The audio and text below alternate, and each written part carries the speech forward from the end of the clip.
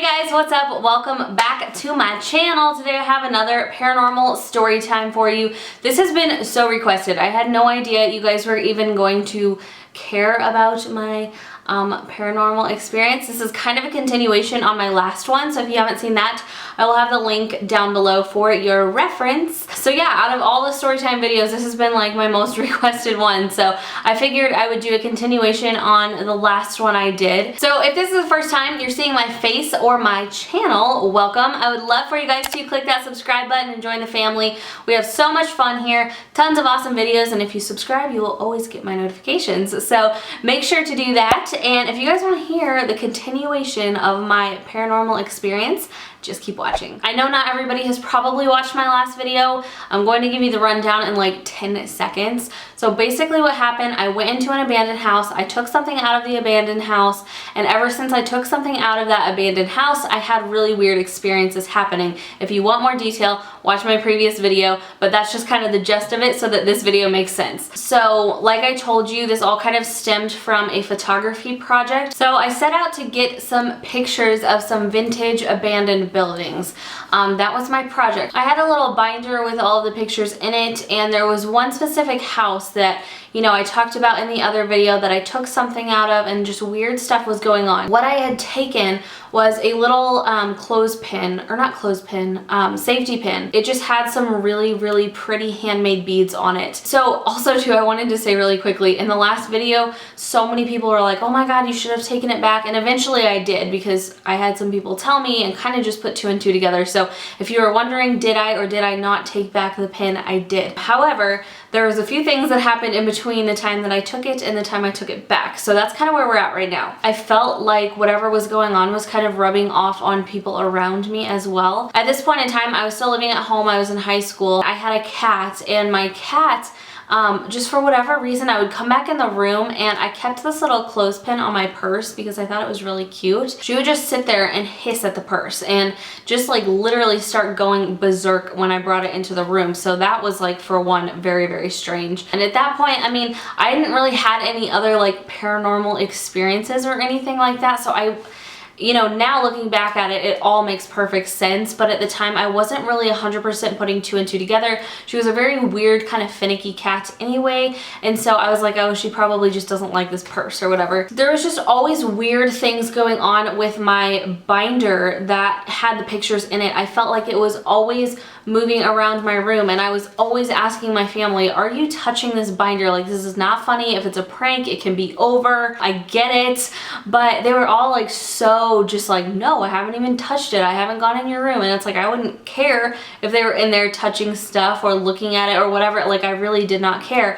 I just wanted to know because it was not making sense. It would always wind up in different places. It was always in my closet on a shelf, and I had a bookshelf also in my room. I took a lot of art classes in school, so I had a really big portfolio that I kept a lot of the pieces in, and that was underneath my bed. So there was a few times that the binder would end up on my bookshelf in my room, which was just weird. I mean, I never even really used my bookshelf. I just always had a whole bunch of decorations on my bookshelf, and that's where I kept any textbooks that I had at home or yearbooks or just other kind of random things like that. So it was just really weird when like randomly it would show up on my bookshelf. I had no idea why. It would always seem like there was something in the binder or coming out of the binder too.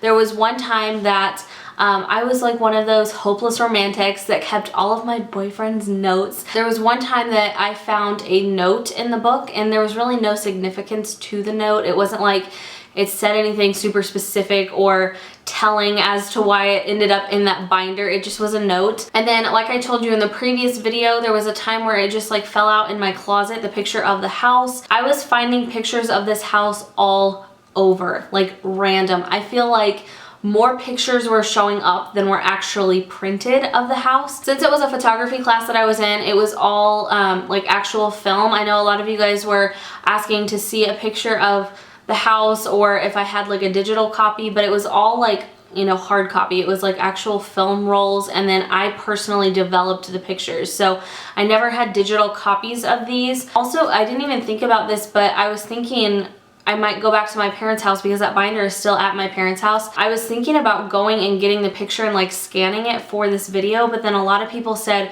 do not bring the picture to where I live now, otherwise things might start happening again. So I'm gonna hold off on that. I'm really sorry because I know a lot of you guys are really curious. I don't know, I just want to be careful because this really got kind of out of control, and that's when I ended up taking the pin back to the house. So anyway, like I said, I would find just random pictures of this house all over my room, and it was like pictures that I printed, but like I don't remember printing that many copies or specific sizes. It was so bizarre, you guys. I really don't have an explanation for it. And then kind of continuing on what I was talking about in the beginning, I felt like it was kind of rubbing off on other people around me. I was actually dating Brock at the time, which if you don't know, Brock is now my husband.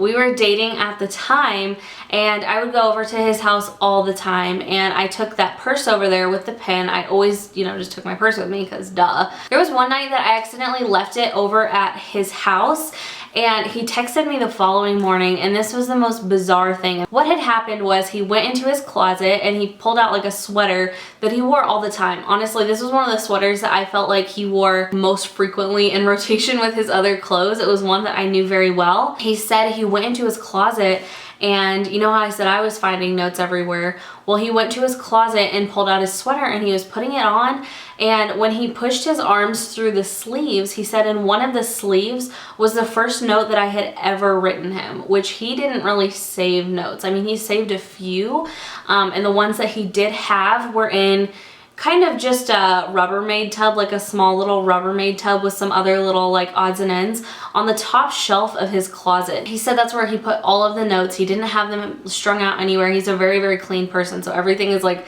in its place. So he thought that was so weird. As he was putting his sweater on, it was the first note I had ever written him. And again, there was nothing scary about the note itself. It was just so weird that we kept finding like these random notes from each other. Just really strange too, because like I said, it was a sweater that he wore all the time, so it was always, you know, in and out of the wash. It's not like it had been hanging in his closet for a really long time. So it's just really weird that a note would end up inside the arm. And he said too, there was like no water damage on the note or anything, so it's not like it maybe had been in a pocket of his pants and he forgot to take it out, and you know, it just kind of ended up in the wash and ended up in the sleeve. Like it was perfectly like a crisp piece of paper. There was nothing wrong with it. That was one of the many really, really odd experiences. It just so happened to be the night that I left that purse with the pin on it over at his house, and then, you know, of course he brought it to me to school, and then nothing ever happened to him again.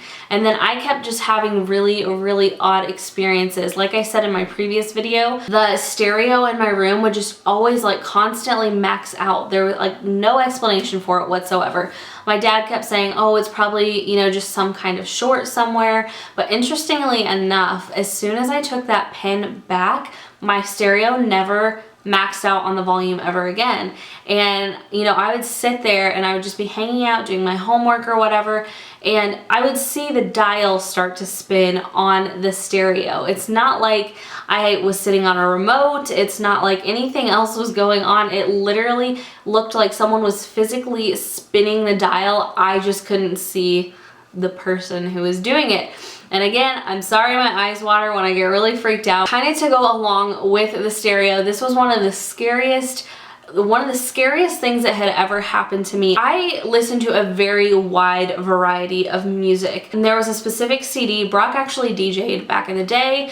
He did it for several years, and occasionally he would give me a few CDs to listen to with new music or whatever. I popped in a CD. Oh my god, that was a song. It was something, okay, so there were two songs on the CD, and this is gonna scare the crap out of me. But okay, so the one song it was something by Fall Out Boy. I can't remember exactly the title of it because I only remember one specific line from the song, and it's because every time I played this song, and there was no scratch on the CD, you guys, every time I played this song, it was the song that said something, the one-liner, in case God doesn't show. Every time I played that song on that specific line, the dial would turn up, and it was just so scary. Oh my god, I can't even explain how scary it was. So there was that song, and then there was one other song on the CD specifically. It was from like a really, really like underground artist. I don't know if anybody will even know who this is.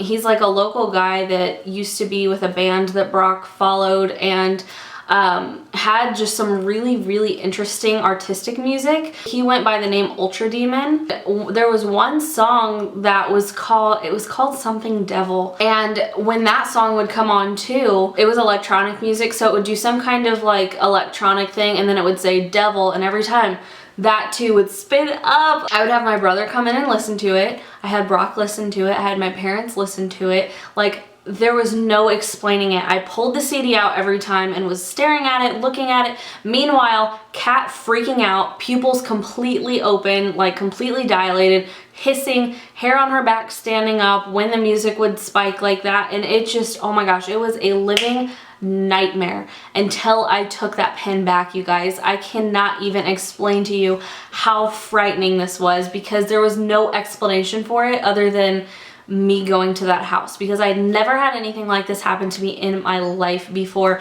and it was so terrifying and so scary. I don't know, I just felt like something was testing me, and it just made me so uncomfortable, especially the whole stereo and the music thing, and then, you know, randomly finding pictures of this house. It was such a negative energy too. That I think was what scared me the most about it, is that nothing ever physically happened to me, but it was such a negative energy that I felt was just kind of always around me, because little things like that would happen, like with the music, or, you know, there would be times that I would just be laying in bed and just get so scared. I just couldn't sleep in my room, and it was not really for any particular reason. Nothing happened.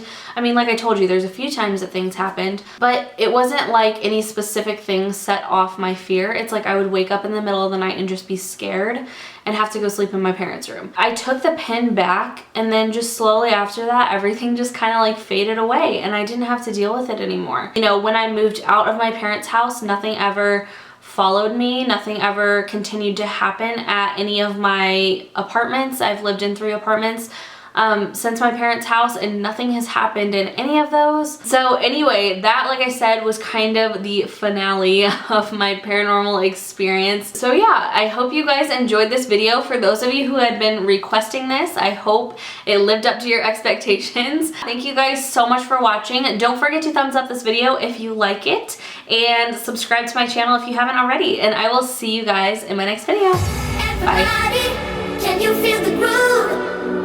Grab somebody.